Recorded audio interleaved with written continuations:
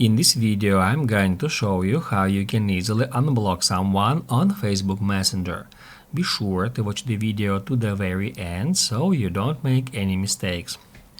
Let's get started, guys, and first off we need to open up Messenger app, and now we have here two different ways how we can unblock a user.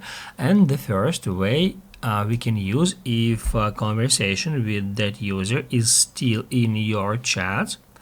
Let's say I recently blocked that user and now I can easily unblock him if I enter our conversation. And that's where all we have to do is just hit right here at this unblock button. And after that, we need to tap at unblock messages and calls. After that, as you can see, I've just successfully unblocked that user, and now I can send them messages, they can send messages to us, and that's how we can unblock a user from conversation list.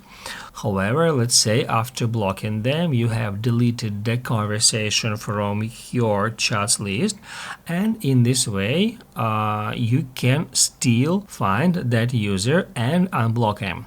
To do that, just tap right here at three lines, then tap at that gear to go to settings. After that, head over to the privacy and safety, and that's where you will find blocked accounts. That's where we can easily find all the accounts we've blocked on Facebook Messenger.